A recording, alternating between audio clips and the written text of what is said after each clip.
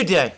Today is Saturday, 14th February 2026, and today is St. Valentine's Day, and I wish to congratulate anybody watching this program who celebrates St. Valentine's Day on this day. Now, my wife and I will definitely be celebrating St. Valentine's Day. In fact, we have a program that we are going to be doing together, and this definitely does mean that today's program is going to be shorter than usual. There it is. It only comes round once a year, and it is an important day for us. Now, having said that, let me remind you again, if once you've watched this program, if you like this program or whatever part of this program you've listened to, please remember to tick the like button and to check your subscription to this channel. Now, over the last 24 hours, there's been lots of different pieces moving along the geopolitical chessboard, but I'm going to turn first to the situation in Ukraine. Briefly, over the course of the last 24 hours, there's been what appears to me growing tension in Kiev itself, the city of Kiev, with suggestions that the Russians might be preparing a devastating strike, perhaps with an Oreshnik missile, on the centre of Kiev itself, perhaps on government buildings there. There have been reports. I would not regard these as reports, by the way. I would say these are basically rumours that Western diplomats have been leaving Kiev in anticipation of this strike. And interestingly, there was a meeting of the Ukrainian parliament, the Rada, where a significant proportion, the majority of the MPs, failed to turn up. The story being that they'd all suffering from a stomach upset. Well, it is that time of year. It's winter. It's very cold in Kiev. There's blackouts. There's lack of electricity. There's lack of heating power. I find it entirely likely that people are generally and truly ill. So it's possible that this is the explanation. But the rumours do connect this again to worries about a potential Oreshnik strike. And frankly, if that is the case, that would not necessarily surprise me. Now, there were, in fact, reports yesterday of some kind of launch from the Cosmodrome in Russia at Kapustin Yar, the Cosmodrome from which Oreshnik missiles have up to now been launched against Ukraine. It's perhaps worth remembering that only 2 Oreshniks have up to now been launched against Ukraine. The first, an experimental version used against the Yuzhmash factory in the city of Dnipro in November 2024, and a second strike that took place against a major facility for aircraft repair and construction near the western city of Lvov, which took place in January of this year. So we've only actually had 2 Oreshnik strikes. But anyway, both strikes took place from Kapustin Yar. There was lots of excitement and worry that some major attack was coming because there were reports of this activity at Kapustin Yar. A launch did generally take place, but the Russian authorities said that it was not an Oreshnik, and in fact there was no strike by an Oreshnik on any target in Kiev. Just saying. But, well, the nervousness, the stress, the fear still exists. As to the launch itself, there are some rumours that this was another missile which is going to form a further part of the panoply of missiles that the Russians are developing and perhaps planning to launch against Ukraine. Some are even referring to it as Oreshnik 2. I don't know. I've heard reports, which I consider reliable, that the Russians are working on a new missile with a thermobaric warhead, in other words, a warhead that can create a fire-type explosion in the places which it strikes, which would be a devastating area weapon. By the way, maybe this was the missile that was tested at Kapustin Yar. I'm not going to speculate further. What this incident does show, putting aside whether people were generally ill or not, putting aside whether the Western diplomats did leave Kiev or not, what this incident shows, what all of the rumours and speculations and fears and comments that have appeared shows, is the extraordinary nervousness that the Oreshnik is causing in Ukraine. Clearly, whatever exactly the effect of the two previous strikes was, and remember, the Ukrainians have never provided us with any details. There's never been independent inspections that we know of to either of these sites, the Yuzhmash factory or the factory near Lvov, nor have we had proper photos or pictures from either of these places. Anyway, whatever the effect was, it's clearly been enough to make people in Kiev very nervous. I'm going to suggest that there is a further reason why people in Kiev might be extremely nervous, and that is that it is looking as if, following the assassination attempt on General Alexeyev, the Russians might indeed be thinking about retaliatory action against Ukraine. And I am going to suggest that over and above and beyond the possible strike by an Oreshnik within the next few days or weeks, which I suspect would be less connected to an attack on the attack on General Alexeyev, and which I suspect would be more properly a part of the ongoing missile bombardment of Ukraine by Russia. Putting all of that aside, the Russians have taken certain steps over the last few days, few weeks in fact, which seem to me to be consistent with a general tightening of security in anticipation of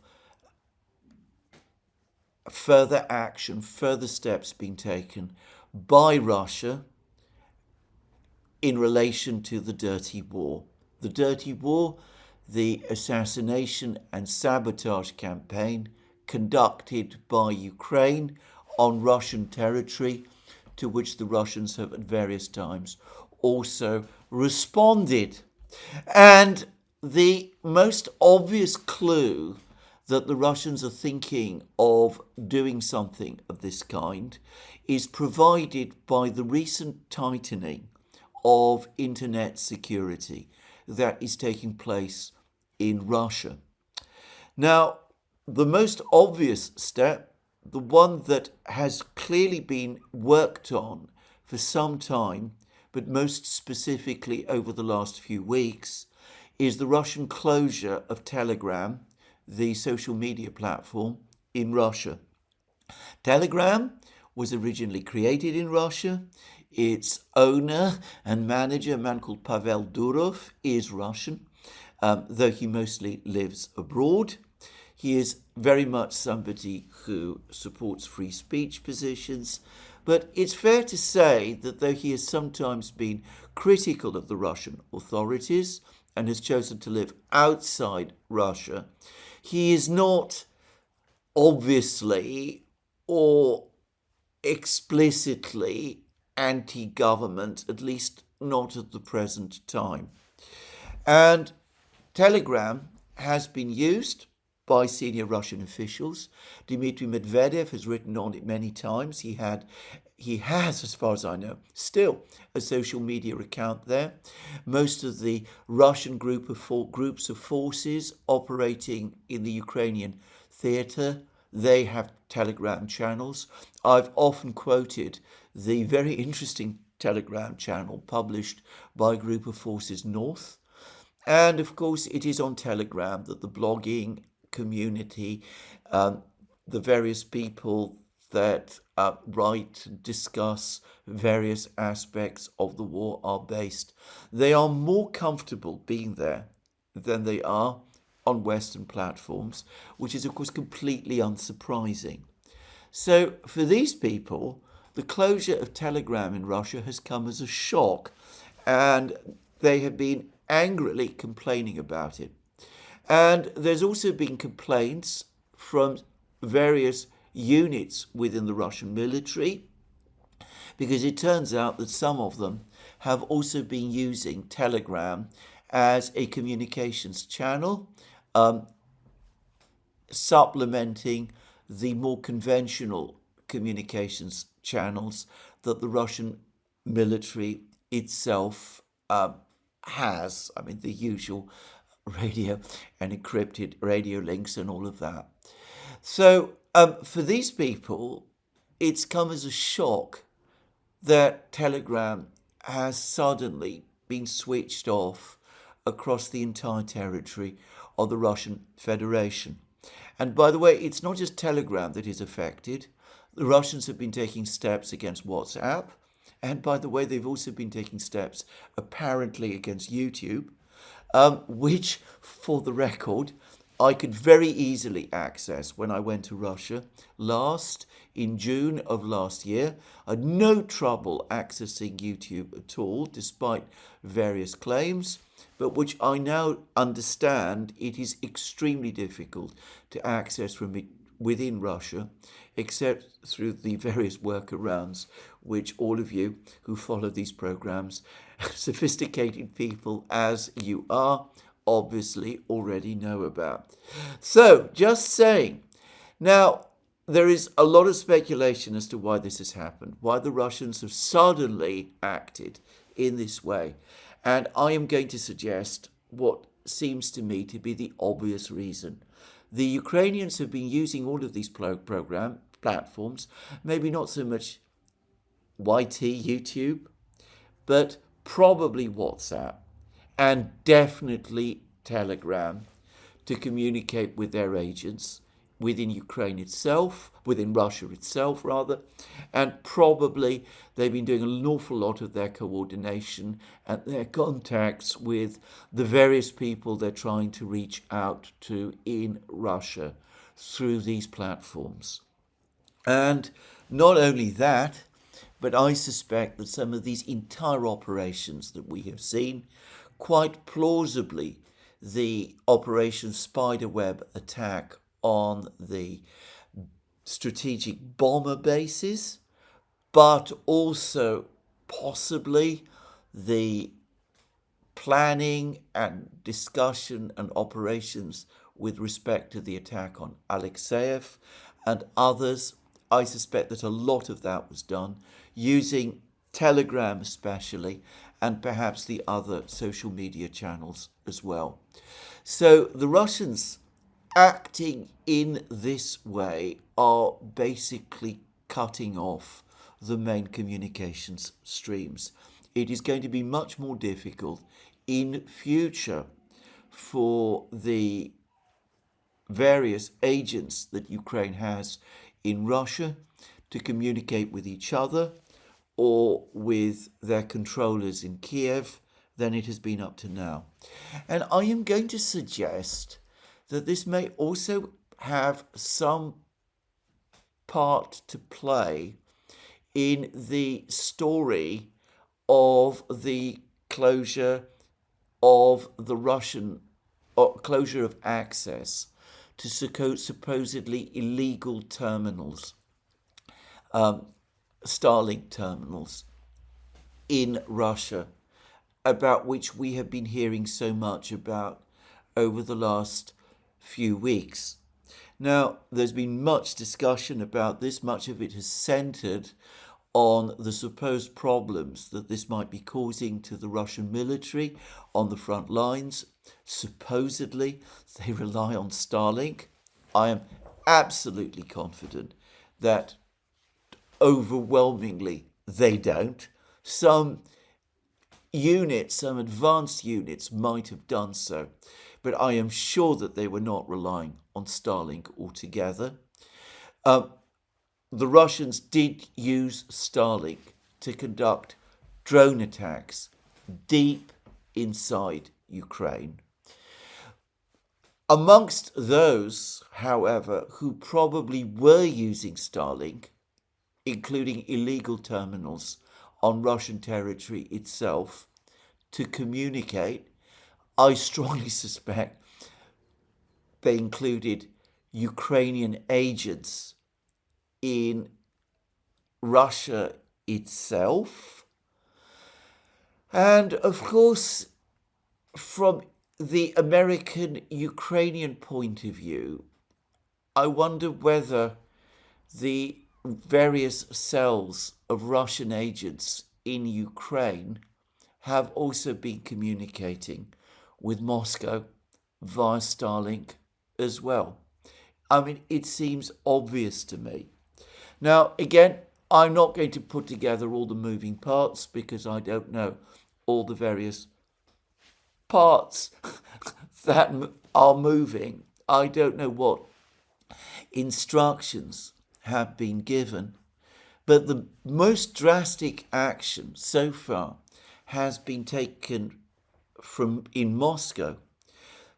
Some of it has probably been in preparation for some time.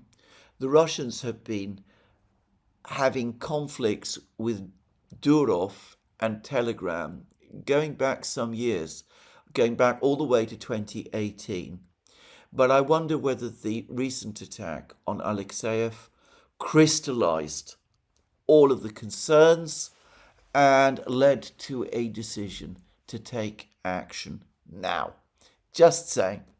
And I wonder whether the American disconnection of Starlink might have had some connection to these events as well, in ways which I am not able, obviously, to understand and which I am not going to discuss further. Anyway, I mention all of this because it is all very interesting and it does perhaps also tie together with the rumours about an Oreshnik strike on Kiev. Well, anyway, putting all that aside, the war, of course, itself goes on. We've not had more missile strikes from the Russians, or at least no more big missile strikes from the Russians against Ukraine over the last couple of days, or last couple of hours, at least not on the same scale as before. Though, to be clear, the energy crisis in Ukraine remains enormous and continues to deepen and get worse. And there is clearly now a major humanitarian crisis affecting Ukrainian civilians, just saying. But there continues to be quite a lot of movement now on the front lines. There's been a lot of discussion on the Ukrainian side of the internet about attacks by this counterattack that the Ukrainians are supposed to be carrying out in Zaporozhye. There have been very interesting discussions of this counterattack by Radovka. The fact that Radovka, by the way, is discussing this counterattack, which is taking place both in eastern Zaporozhye and in western Zaporozhye, in other words, both east and west of Oreshnik, in both places where the Russians have been advancing significantly over the last few weeks. Anyway, the fact that Radovka is talking about them proves conclusively that some sort of counterattack by the Ukrainians is taking place. But Radovka also says that the counterattacks up to now have been unsuccessful, that the Ukrainians have regained some ground, particularly on the western end of Zaporozhye region, that they have indeed recaptured or reoccupied northern Primorsky, the village on the Dnieper, but that the Ukrainians have proved unable to capture any of the main positions of the Russians in any part of Zaporozhye. Radovka specifically denies Ukrainian claims that the village of Lyubimovka has been recaptured by the Ukrainians. And the Russians have also, up to now, been denying that the village of Ternovata has been recaptured by the Ukrainians. But clearly some kind of a counterattack is taking place. Now, at this point, I'm going to express my own view, which I notice is identical or essentially identical to that of Scott of Calibrated. This is that the Ukrainians regularly carry out counterattacks. Many of these so-called counterattacks involve little more than small groups of men, 2 or 3 at a time, trying to infiltrate deep behind Russian lines in quieter places, raising a Ukrainian flag, having a photograph made, and then retreating back. Given that the front lines are very permeable, especially Zaporozhye region, where we're talking about open steppe land, it's not at all surprising that this sort of thing happens. I think there was an awful lot of that going on in Kupiansk back in the autumn. The fact that Ukrainians show themselves in some particular place and might wave a flag there doesn't mean that they are in any significant control or that it has any real relevance to the overall battle. But putting all that aside, and quite a lot of that is taking place and has taken place in the past, the overall point made by myself in the past, but perhaps with more expertise behind it by Scott of Calibrated, appears to me to be absolutely correct. The Ukrainians do not have the strength, they do not have the forces anymore to conduct offensives that not only recapture ground and are able to hold it for any length of time. When the Ukrainians conduct counterattacks, these are generally disorganized and quickly improvised. They usually result in very high losses, and the gains that are made are ephemeral because the Ukrainians cannot rehold the territory that they briefly recapture. It's probably also the case, going back to an article that an American military officer, Marinus, wrote back in early 2022, right at the start of the special military operation, that in many of the instances when the Ukrainians claim that they have made advances, what has actually happened is that they have been lured into fire sacks by the Russians themselves, where of course they can be hit by shells and drones and suffer enormous losses, further losses. Regardless, and it has been the consistent pattern over the last 2 years, basically since the fall of Avdiivka in February 2024, whenever the Ukrainians conduct counterattacks, even if they do gain some ground in some places, the Russians fairly quickly take it back, and frankly, in my opinion, more often than not, they have not been driven out of it in the first place. So anyway, I'm not going to discuss the Zaporozhye counterattack further.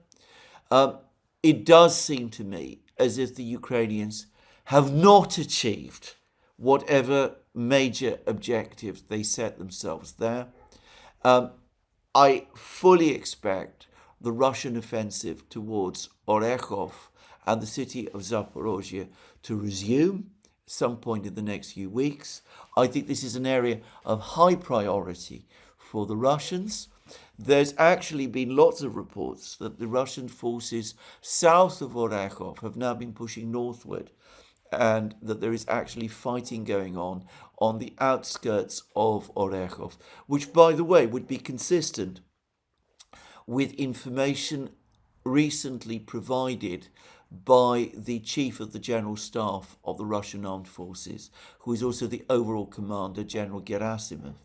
And anyway, one way or the other, I don't think, in fact, I am absolutely sure that this Ukrainian counteroffensive is going to be, like so many other Ukrainian counteroffensives that we have seen up to now, an exercise in futility, an exercise in losing more lives of brave men and more forces, an exercise again in trying to hold undefendable positions, one which will weaken the Ukrainians, both in the area where the counteroffensives are taking place, enabling the Russian advance, future Russian advance, to become faster, and one which is draining supplies, not so much of men, because I don't think actually that the Ukrainians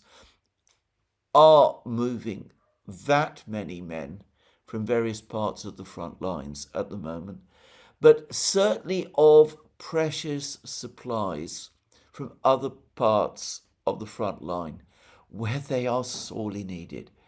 And this no doubt explains why we've been seeing a significant acceleration of the Russian advance in the area in the north, in northern Donbass, in Slavyansk, near Slavyansk, why it looks as if resistance around Liman is now disintegrating rapidly, and why the Russians have been able to make further significant advances north of Pokrovsk, with Grishino and other places now coming clearly under their control.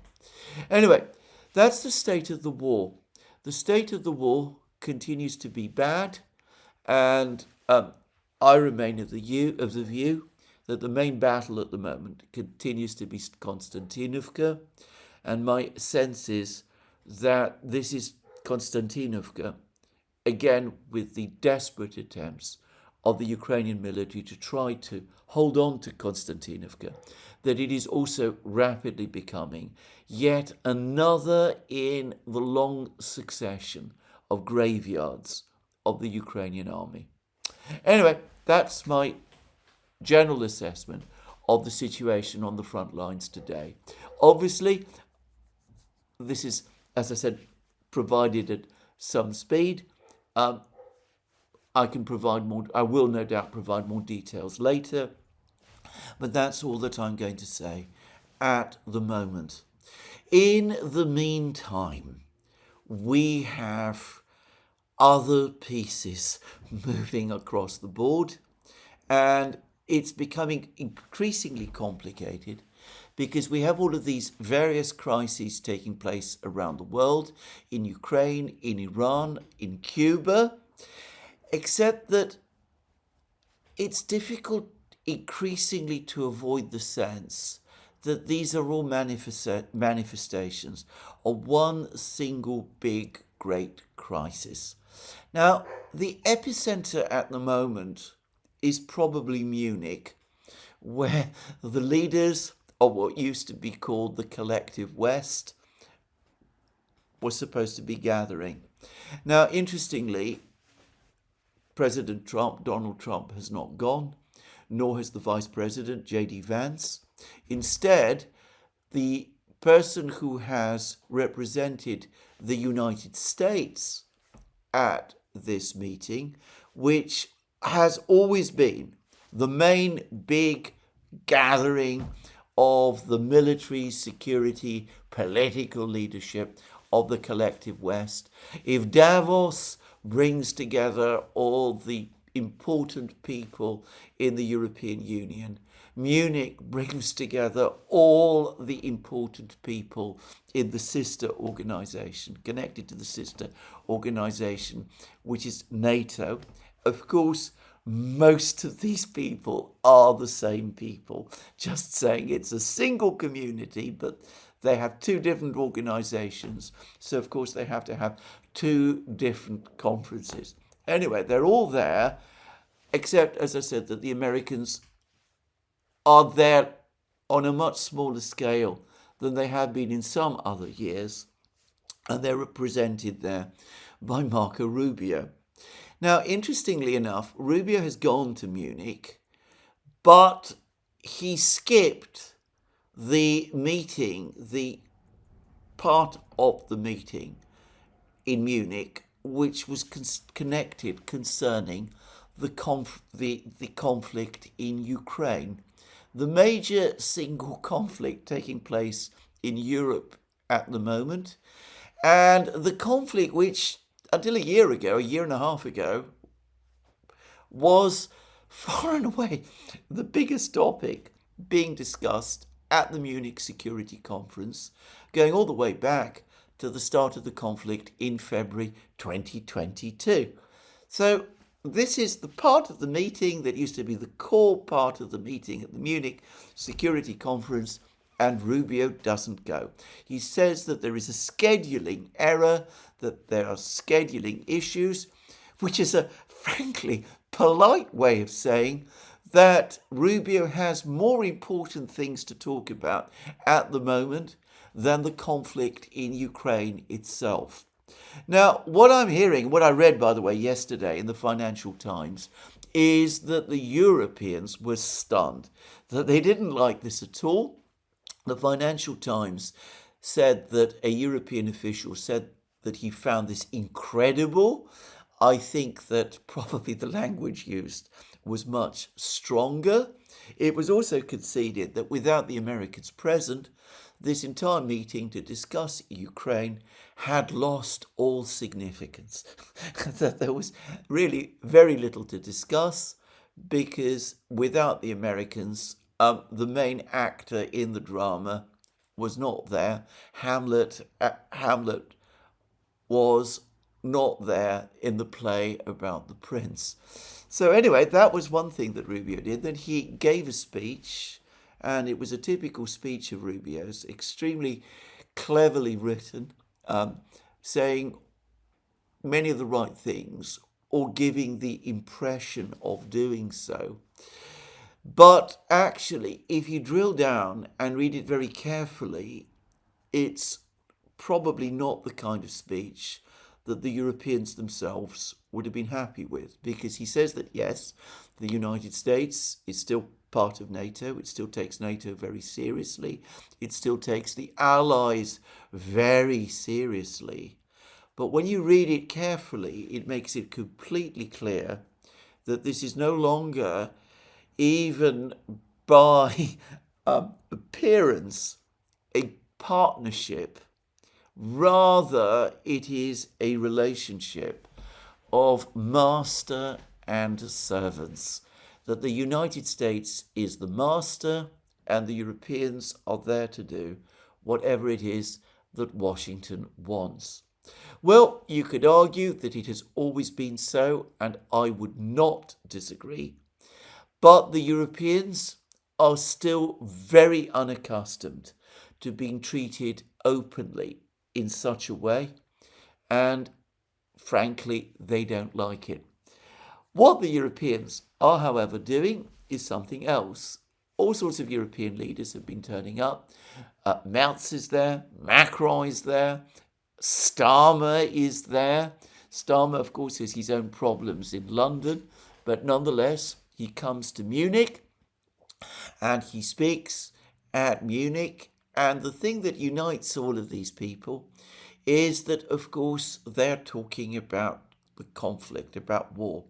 And they're talking about the need for Europe to rearm and to rely on the Americans less, and for Europe to prepare for war, because war with Russia is coming. on the one hand, and you saw an extreme example of this in the case of the NATO Secretary General, Mark Rutte. Mark Rutte derides, ridicules the Russian army. He says it is advancing at the rate of a snail.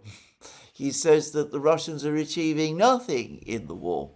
At the same time, he talks about this enormous threat from Russia, as all of the other European leaders also do.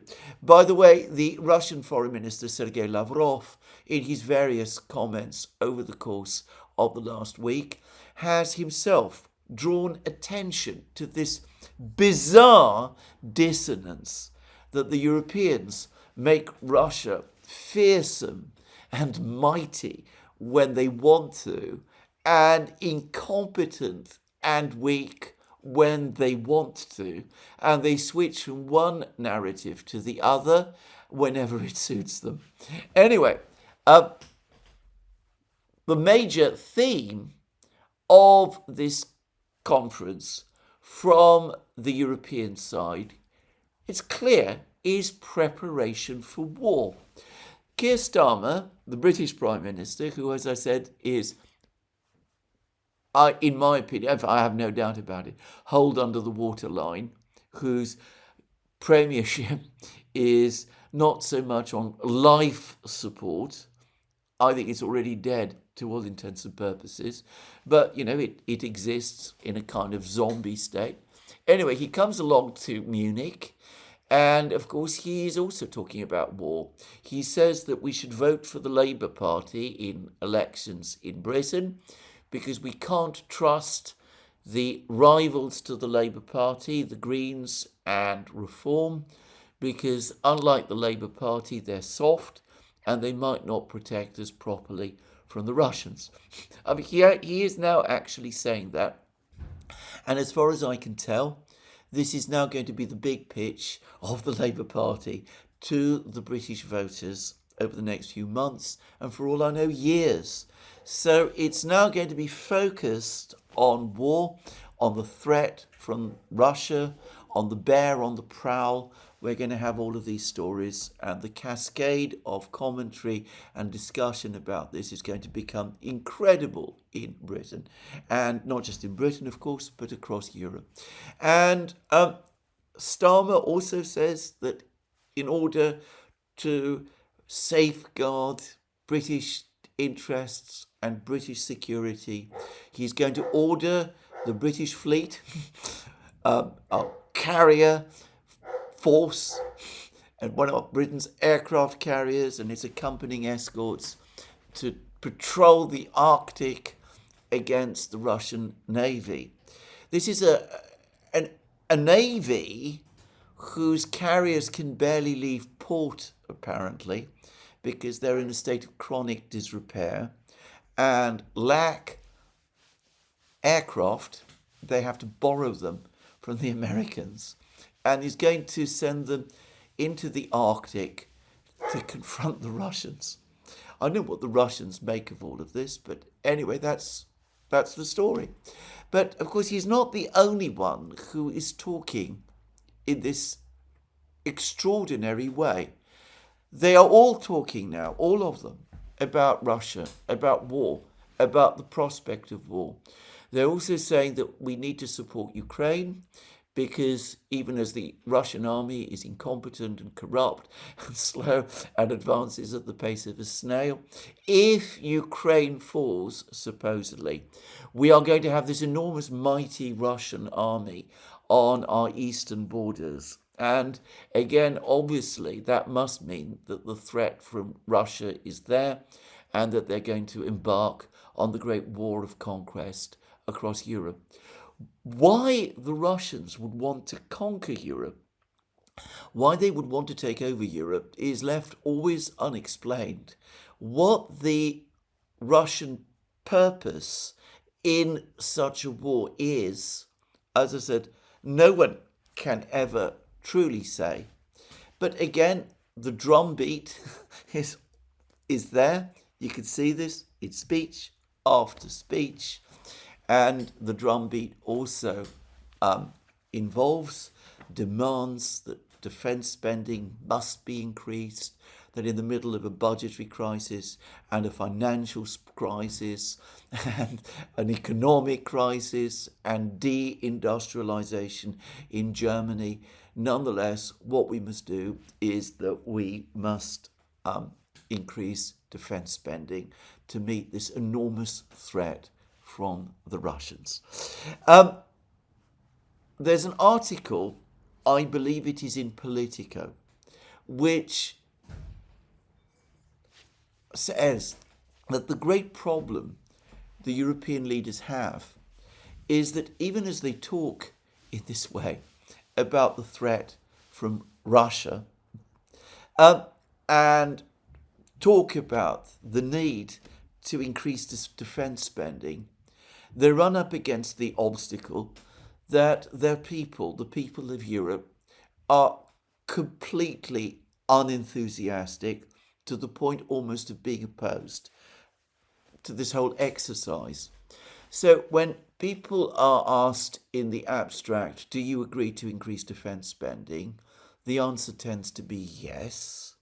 But when it is suggested that taxes be raised or debt be taken on or social spending be cut or health spending or education spending be cut or pensions be cut to finance this defence spending, the answer is a categorical and resounding no. And recruitment into the European militaries remains a severe problem. Germany was supposed to deploy, I believe it was a brigade, to Lithuania to protect Lithuania from the Russian army, except of course it turns out that the German army couldn't find recruits to make up the numbers for this brigade. I believe only a fraction of the number needed to man this brigade have come forward.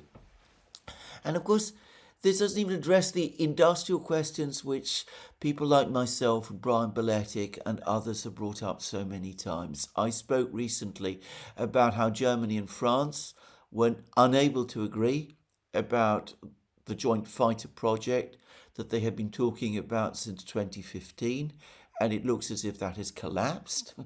And of course, that's only just one example of amongst many others.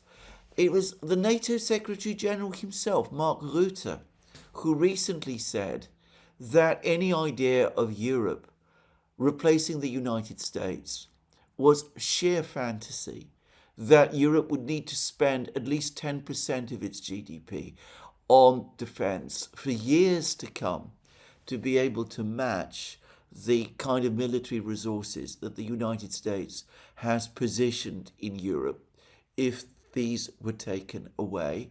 And as Mark Rutte knows perfectly well, that simply isn't going to happen. We've also had a whole series of exercises, apparently. These are paper exercises, perhaps war games would be a more accurate way of describing them. One apparently pitted a Ukrainian drone unit against two NATO brigades or battalions, and apparently within about an hour of the start of this exercise, the two NATO war game, these battalions were decimated. And there's been lots of stories and reports and rumours about another war game. Again, these are paper war games. No actual soldiers or material have moved. But it was about a war game involving a Russian attack on the Sulwaki Gap, the gap between Kaliningrad and Belarus, the gap that is made up apparently of Lithuanian territory.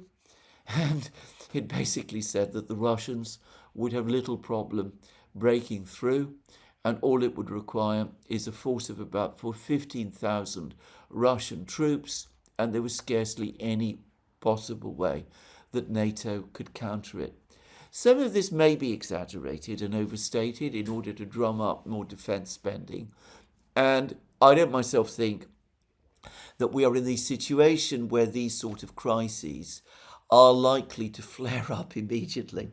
But anyway, one can see that the situation is becoming critical and very difficult for Western militaries, European militaries. And there is no realistic way that this situation can be remedied anytime soon.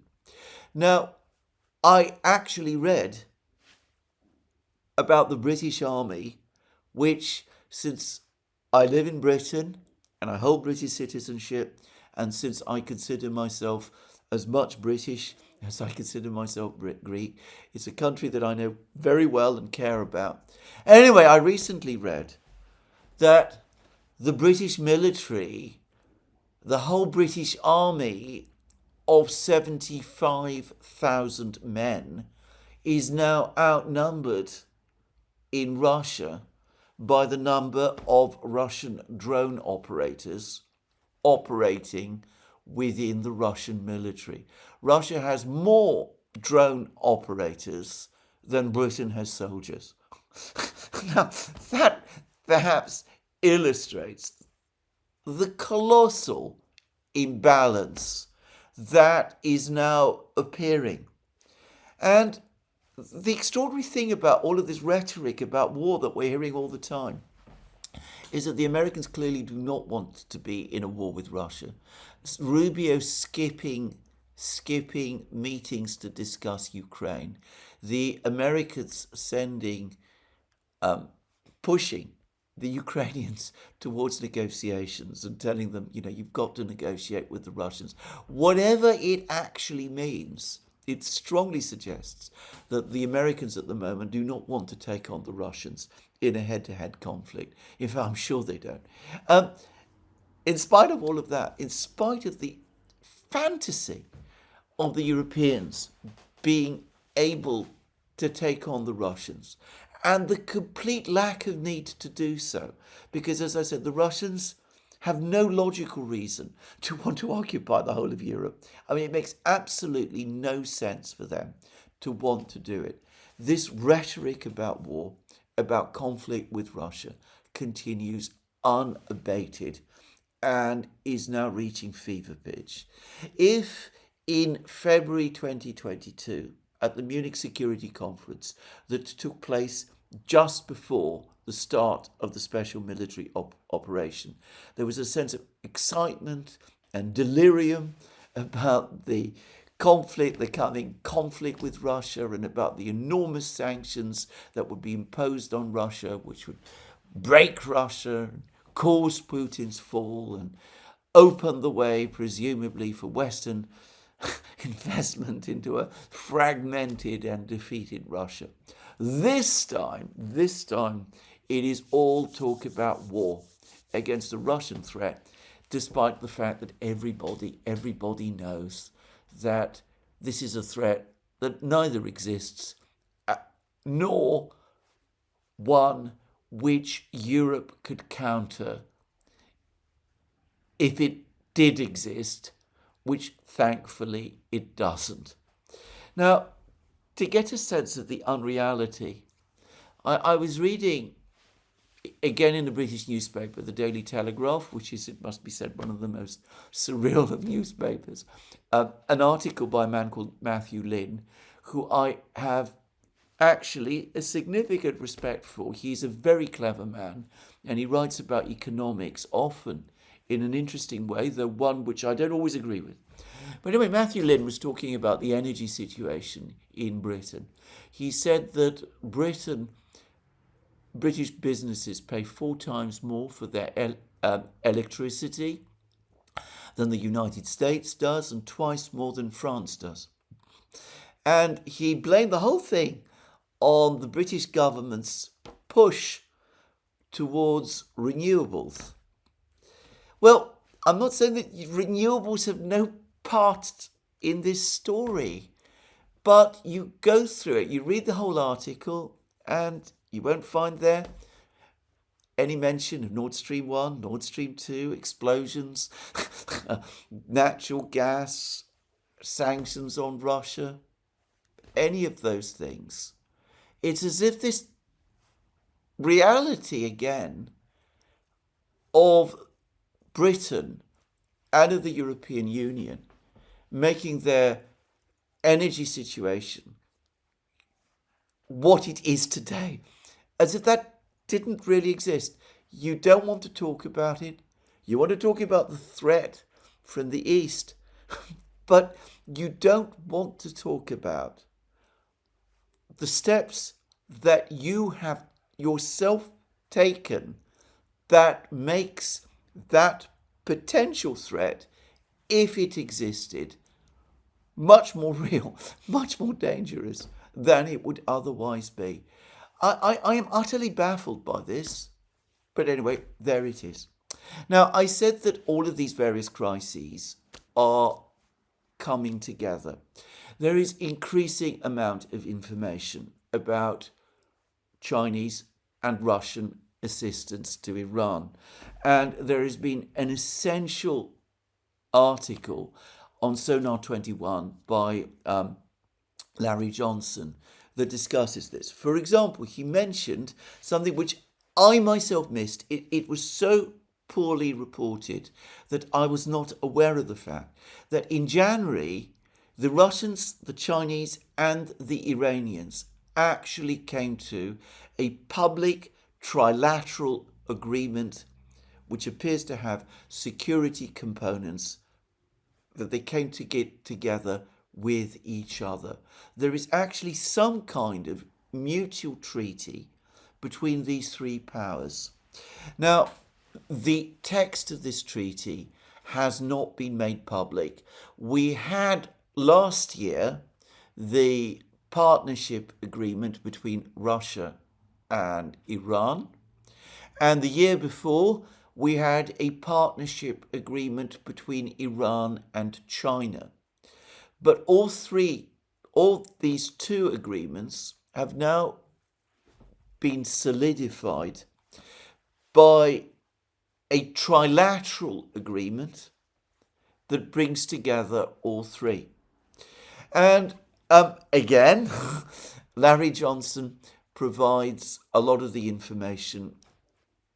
Again, much of this is based on rumour and speculation, but much of the information about the assistance that both the Russians and the Chinese are providing to Iran at the present time. And much of it appears to involve radar systems, intelligence systems.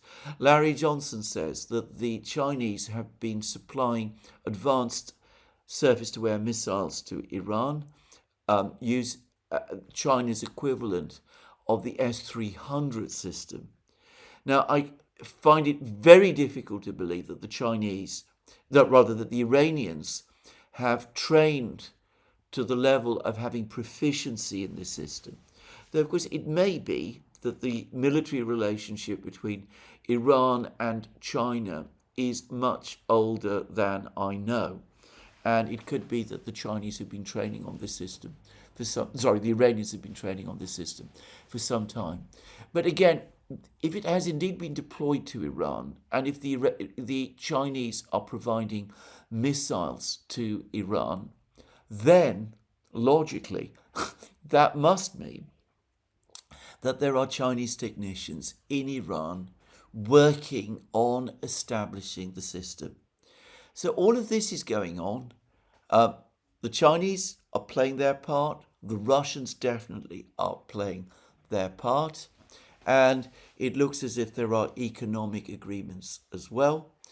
I still ask myself the question, if all of these agreements are already there and are already in place, why did the Iranian authorities not turn to the Russians and much more to the Chinese for help with the economic crisis that struck Iran in late December with the collapse of the rial, which led to the protests in January, which have been the pretext, if you like, for the current crisis. Now, as to those protests and that financial crisis, we've now had a truly extraordinary succession of admissions from the United States. So a couple of days ago, the US Treasury Secretary, Scott Bessent, openly bragged that it was the United States that caused the collapse of the real, that it was the Americans who created a dollar shortage in Iran, which led to the imminent collapse of one of the Iranian banks, which in turn forced the Iranian central bank to print reals to bail out that bank, which caused the surge in inflation and the decline, the collapse of the real. So Scott Bessent has told us that this is something that the Americans did and which they themselves planned. Now, we've had an article by the Wall Street Journal which straightforwardly admits that it was the United States that smuggled the Starlink terminals into Iran, which were used by the various agitators and people to coordinate the protests inside Iran.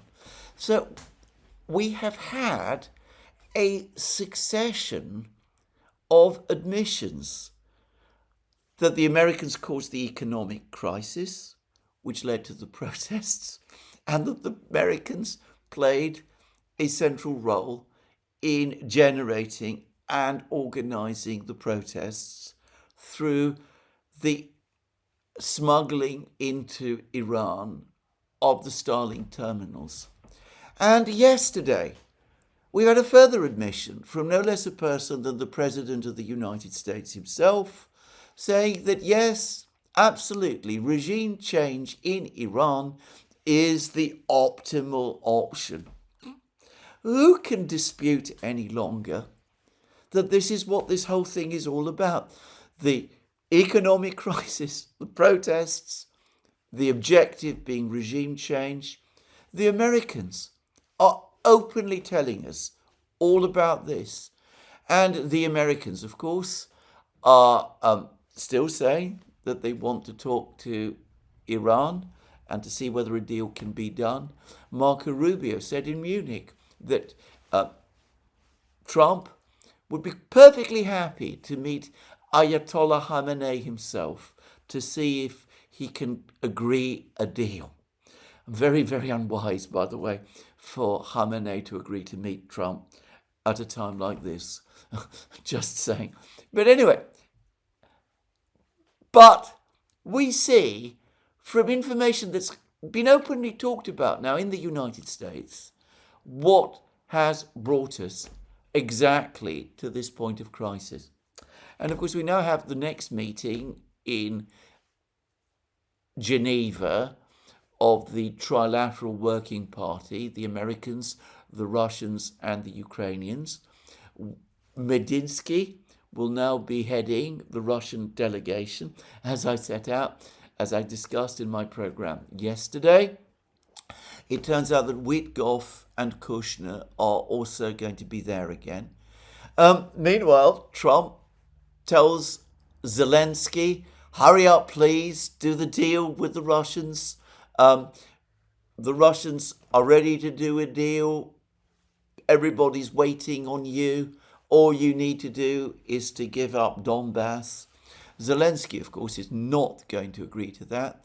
He's making more comments, basically making it clear that he has no intention of doing what the Americans want. And of course, as he always does, he will be at the Munich Security Conference, and we're likely to get another speech from him demanding more from the Europeans, still more, which the Europeans are going to give him.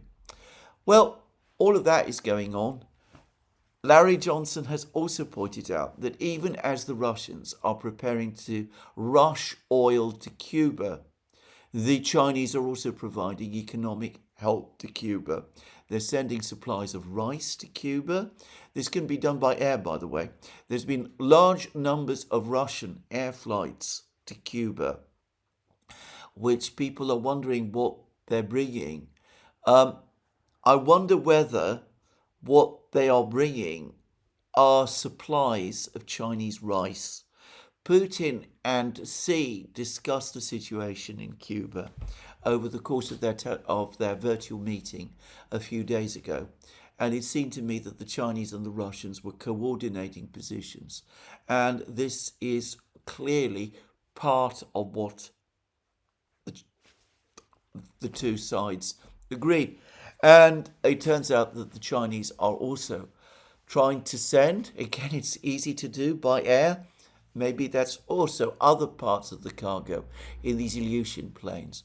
Anyway, it looks as if the Chinese are also sending the solar panels and all of these things to provide electric power to Cuba in this moment of crisis. Anyway, all of that is being rushed to Cuba at the moment.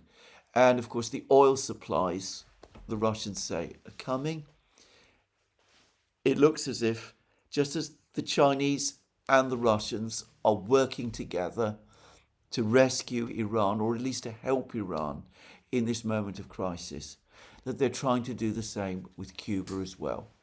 And we are now getting more reports that the BRICS states, which means ultimately China and Russia, are working together with their various, or moving forward with their various steps to complete the architecture of their financial systems. So there's reports that BRICS Pay has now started to operate in Russia. I saw a report to this effect. I'm not sure this is true, by the way.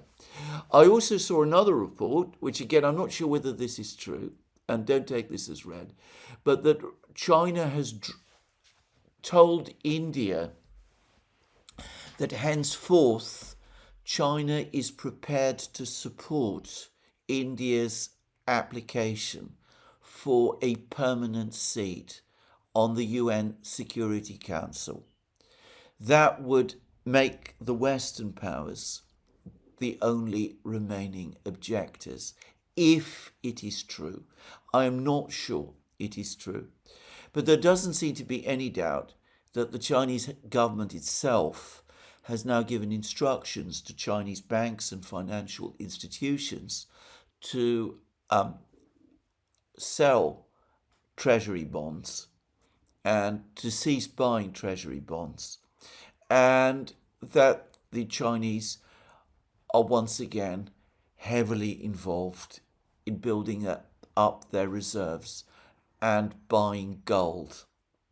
Well, you can put all of these various pieces together, but as I said, it does seem to me that we are indeed now looking at a crisis,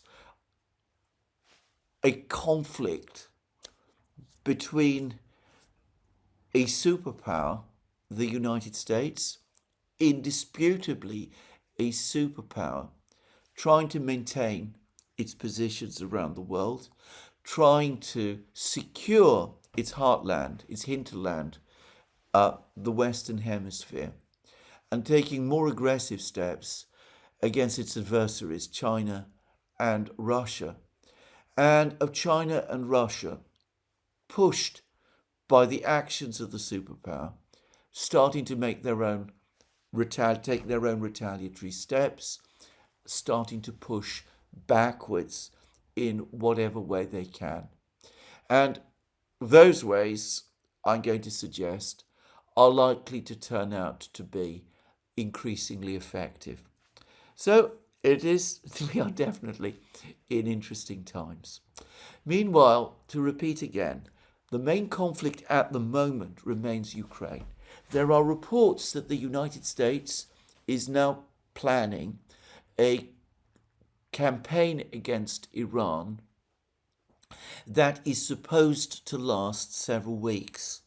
The idea is to attack nuclear facilities, but also to attack command centers, nodes of control across Iran, to conduct that kind of sustained aerial campaign against Iran. I wonder how long this can be sustained when the United States and its allies began operations against Iran in 1990-91, on the eve of the first US-Iraq war. I remember that it took months for the United States to pre-position supplies. Something like 1 million armed men, both ground forces and aircraft and ships, were deployed. And the aerial campaign was enormous. But even then, I understand that beyond a certain point, it became difficult to sustain. There is nothing like that concentration of troops against Iran at the moment. We have one carrier group. Another carrier with its group, the Gerald Ford, is definitely being redeployed to the Arabian Sea. There are rumours, as I discussed in my programme yesterday, about a third carrier. If only 2 carriers are deployed, then we are looking at a force of roughly the same size as the force that the United States deployed against Iran during the 12-day war in June last year, and which the United States deployed against the Houthis in March last year.